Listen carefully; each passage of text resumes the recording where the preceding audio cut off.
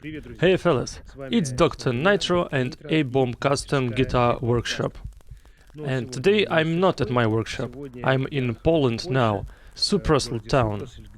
Together with my team we restore frescoes in this wonderful temple. It's my job, I've been doing it for more than 25 years, and I transfer my experience in monumental art and restoration into guitar building. As I promised, today we'll talk about replicas. I will leave the topic about relics for the next video, because there's too much information and the video becomes too long. This video is made in Russian as usual, так что если хотите смотреть на русском, кликайте сюда. And my advice to those who have not still subscribed to my channel, do it now, because I continue making interesting videos for you guys. After this video, I'll post another one about relics. It's now on the editing table and is being translated. Moreover, I'd like to advise you to subscribe to a very interesting and informative channel of a musician living in LA. His name is Yuri, and his channel is named Yuri Gibson Mania. I do like his approach, as it's very lively and soulful. This man knows a lot about vintage guitars, vintage stuff. He knows lots of musicians and people being around the topic of vintage gear, vintage guitars and music. He's a real trove of useful information. His videos are in Russian language, so Russian-speaking watchers will find it very interesting. Subscribe to Yuri Gibson Mania, the link is here and in the description to this video. And we start a talk about replicas. Let's go!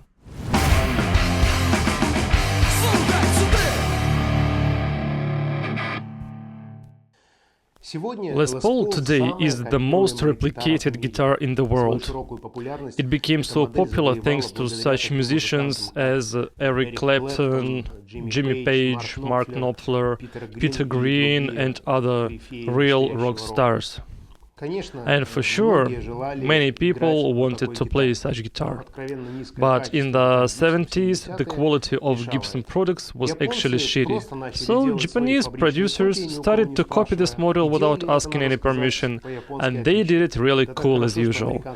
Japan companies did it down to small details and in such a free and easy manner, so that American companies had to start production in Japan to calm down samurais.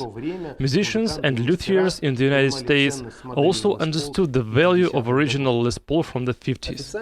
The first official replicators are considered to be Peter Max Baranet and Kris Derrig. Max Baranet owned a guitar store and a workshop called Image Guitars in LA since 1976. He was restoring and building guitars, as well as 59 Les Pauls. But it was happening before it became a mainstream. Guns N' Roses, a not so famous band those days, rehearsed somewhere in the neighborhood. These were hard times for them regarding finances, but not creativity. They were prosperous in it. Girls, drugs and alcohol for sure, but they also needed to play some instruments. Once Slash asked a guitarist from Kiss to help him in choosing a guitar, and they ended up choosing BC Rich, a red Warlock model and a red Mockingbird one. These two guitars were the main instruments that Slash was playing those days, but they were unreliable and needed lots of fixes and repairs. Something was always wrong with them. Once Slash got a Les Paul that previously belonged to Steve Hunter. Later on, this instrument was called Hunter Burst. He played this guitar for some time and fell in love with it. There are lots of legends and views about Hunter Burst. but the majority of the Guns N' Roses fans and followers agreed that this Les Paul was made by Max Baranet. Max himself said he didn't remember this fact, but in 2007 he made a post on either my Les Paul or Les Paul forum where he stated that this guitar belonged to him and that he himself gave it to Slash but without hardware. But thanks to girls, drugs and alcohol, the gear tended to disappear. The same fate befell this Les Paul. And when there was a time to make a studio record, they were making an Appetite for Destruction. He brought all his guitars to the studio, and you know what? Shit, nothing sounds good enough. He needs to record a solo, but guitar sounds like a piece of shit. Slash was given another Les Paul, a replica made by Kris Derrig, and this particular guitar became legendary and the most iconic guitar in this whole story.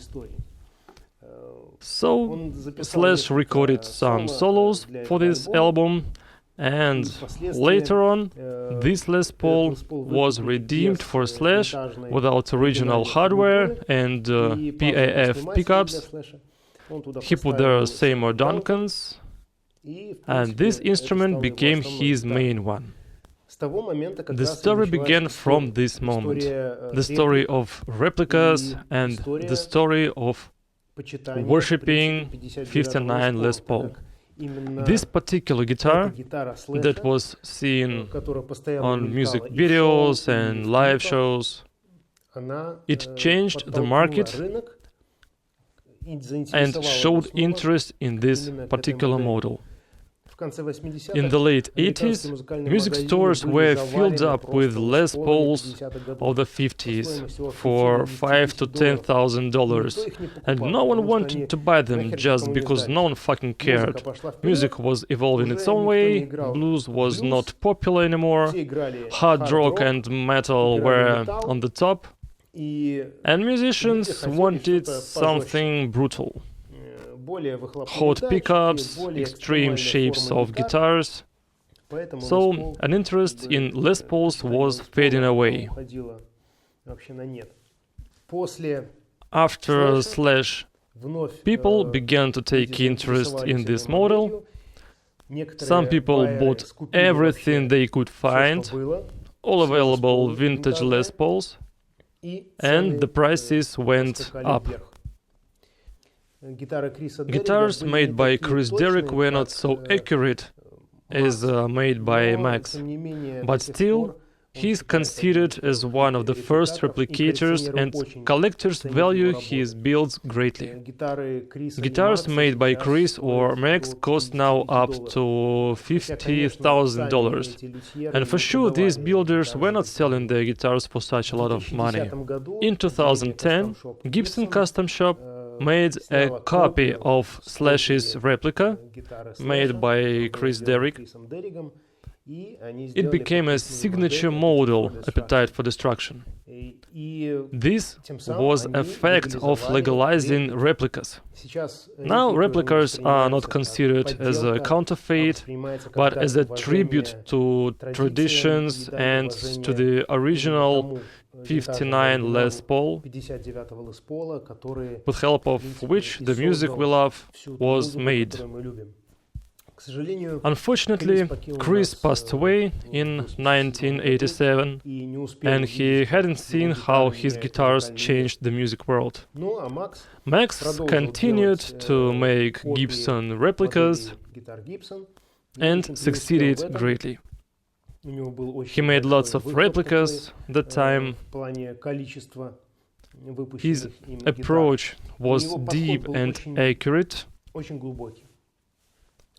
He used the wood from old stocks from the 50s, which he was buying from luthiers around the United States. He applied the right technology and materials, hide glue and vintage parts. You may know that formaldehyde glue was used on vintage Gibsons in 1959 and 1960 to glue top to body. Possibly Max had no information about it those days, possibly there was no such research.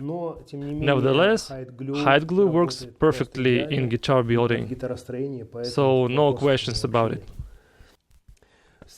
His clients were leading guitar players such as Eddie Van Halen, Jeff Beck, Lenny Kravitz, Brian Setzer, Red Hot Chili Peppers, and many more.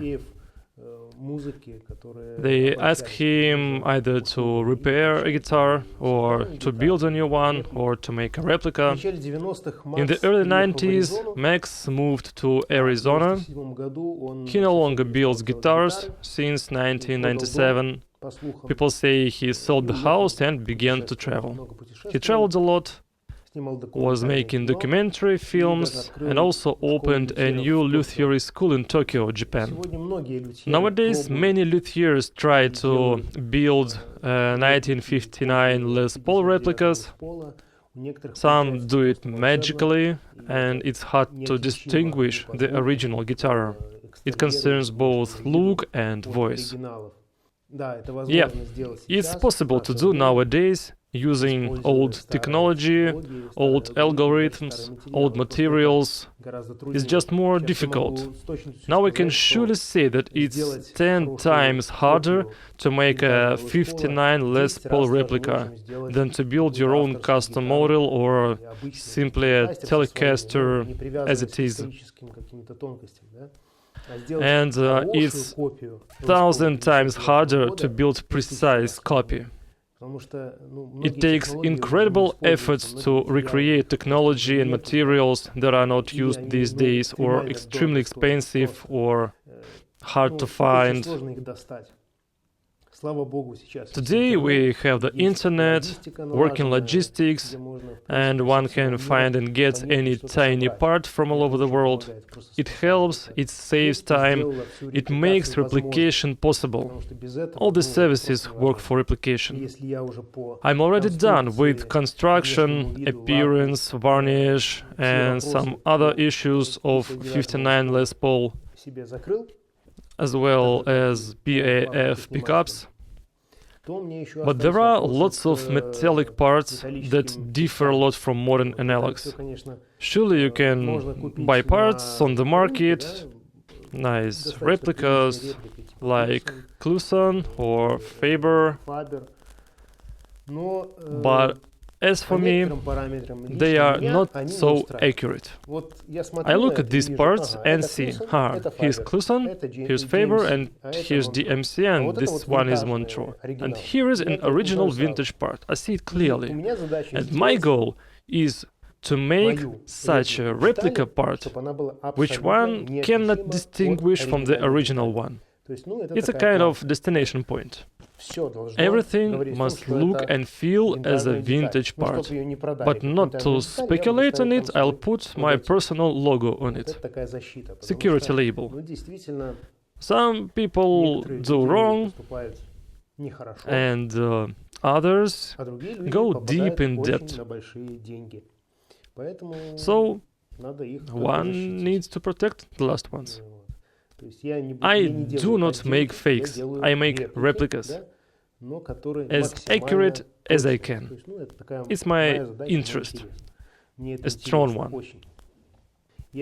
I do lots of tests and alloy analysis to select the most suitable modern ones, or to order my own alloys. It's expensive, hard and long-term, but nothing is impossible. The first prototypes are ready.